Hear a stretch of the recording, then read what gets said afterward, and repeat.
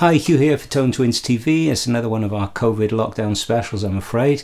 But this week we've got two original Gibson PAF humbucking pickups from the 50s or early 60s.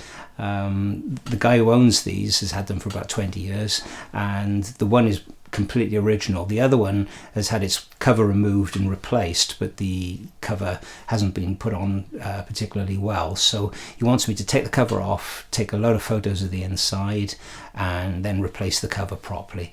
So I'm going to be showing you how to do that.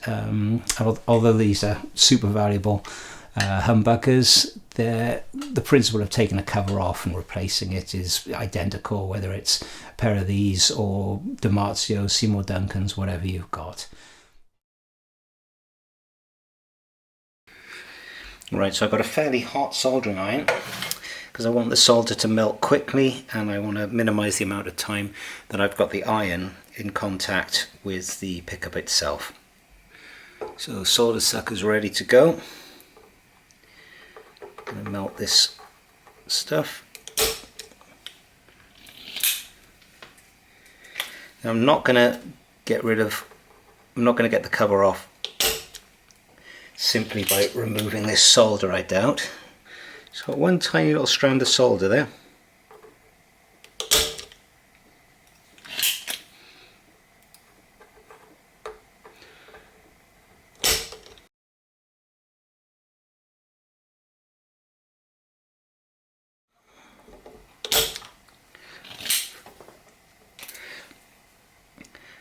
Actually turns out that it's easier to get the solder off when it's a non-factory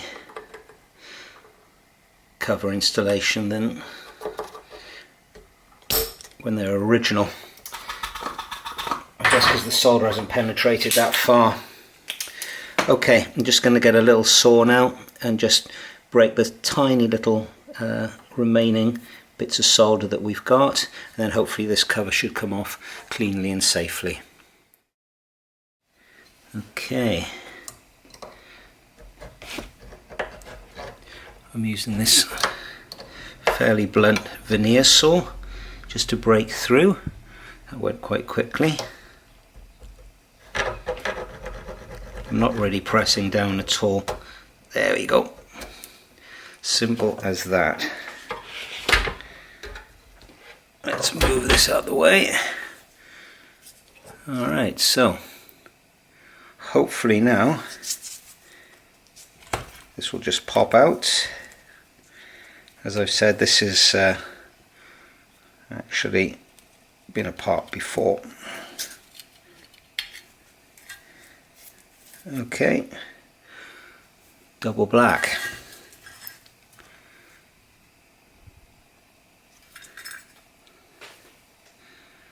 Tape certainly looks very old.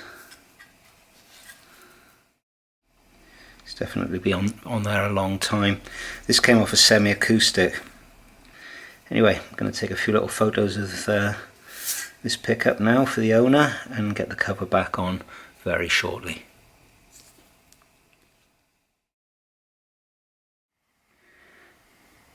Well, the cover's gone on really easily. With some of the repros, it's quite a hard job to actually get them to press on, but this is a really good fit. I also took the opportunity to measure the thickness of the cover, and it was 0.015 of an inch, which is near as damn it 0.4 of a millimeter. So the reason this is propped up like this, I've got quite a light clamp on here, a block of wood to protect the bottom of the pickup, and I'm just making sure that there's a nice tight fit with the pickup, with the cover rather, because I don't want the pickup to be microphonic, and sometimes loose covers can cause problems, and I certainly don't want to try and Copydex it in place or glue it or use double-sided tape or any of that kind of thing.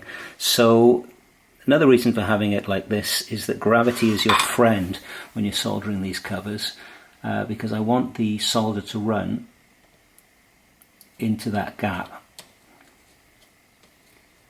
Don't need a whole lot of it. There you go. Okay, I've just turned it over. Apologies if you can't see it too well. Just get in here now with some solder. Again, gravity just works to your advantage. The solder runs down exactly where you want it.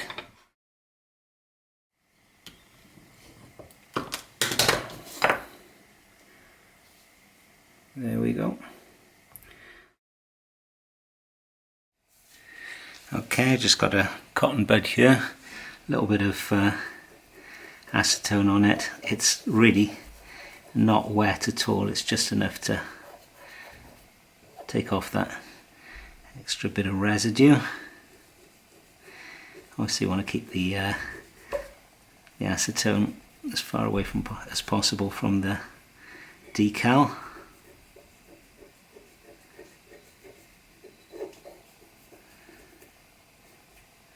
And there we go.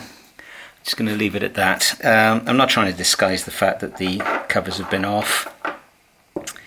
It's obvious really from the distortion of the sides of the covers that that's happened, but just try and make it look a little bit neater. And we've got two neat solder joints as well, and pickup is looking pretty good.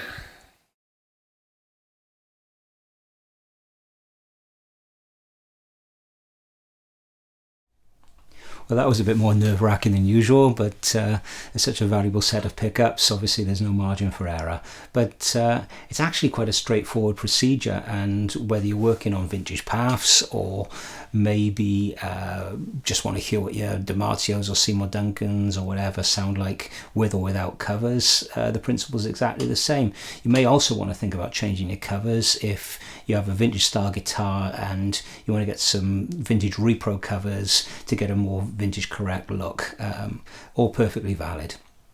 So anyway, having a set of vintage PAFs on hand is a real opportunity, and I've got to try them out anyway, so I decided to put them in this guitar because it's the only humbucker guitar that I've actually got at the moment.